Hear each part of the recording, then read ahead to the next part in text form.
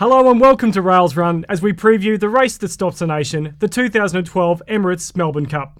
For the second successive year, we've got two French horses heading the betting in Americain and Dunedin. Will it be deja vu at the winning post in this year's Cup, or can an Aussie spoil the party? Let's find out from the experts. I'm joined today by Alan Askender from BetStar and Andrew Eddy from The Age. Welcome, gents. Thanks, Dan. Thanks, Dan. Now, Fast Eddie, firstly, congratulations in order. You tipped us two big winners on Derby Day in Kalini and Nikita. Well done on that. Thank you. Look, but there's no time to rest on your laurels. No. Just give us your thoughts, firstly, on this year's Melbourne Cup field. I'd say the best Melbourne Cup field by that far. I can't remember anything that it would rival this over the years.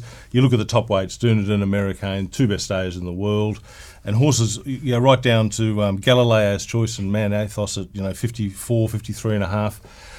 That's the depth this year that we didn't have last year. I know Americain carried the 58 last year, but he's giving away a lot of weight to good horses this year. Yep. Alan, let's look at the betting. I had a look at market from last year, and then in 2011 we had Dunedin and Americain at the top of the betting. Same thing again this year, isn't it? Yeah, absolutely. I mean, it's deja vu, as you said in the intro, and which is fantastic because they're overseas horses that are obviously superstars, but we've had an opportunity to see them before. So you haven't got these top liners that we haven't seen. So Americain has been really strong. I mean, it was $26 was the best we bet.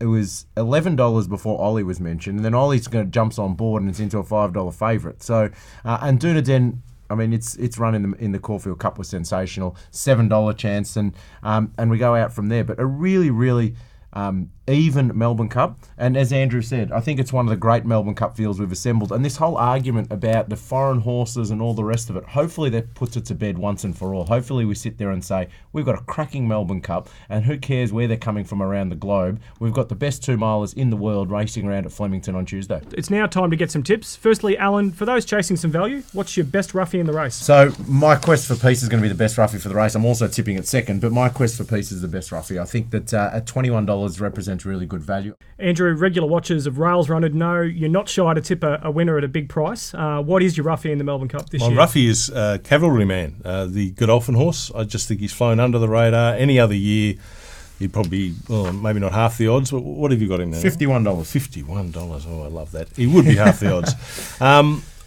Just the unknown factor. $51, I like that. I'll see you soon. Oh, good. Okay, now for the final say on things. Alan, give us BetStar's top 4 for the Cup. This is a really hard one, Dan.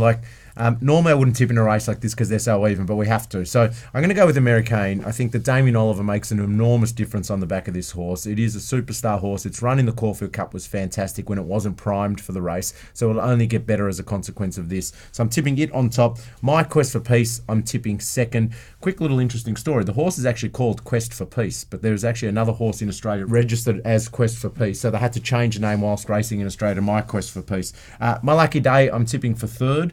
And then I'm throwing in Mount Athos for fourth, just because I think if it runs its best race, it wins this. But there's just a couple little question marks on it. Okay, talking about those that are in form, Fast Eddie, that's you.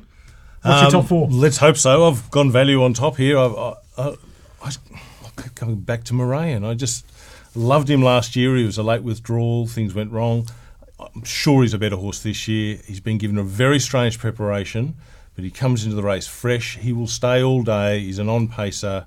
He'll give you a great run for your money at around about the $21. I've got him on top.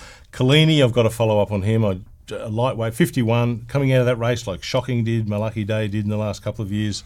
It's terrific form. Americain, because he's Americain, he's a superstar. You've got to have him in. And I've thrown in Lights of Heaven in for fourth. I just thought she was really strong on the line in the Caulfield Cup.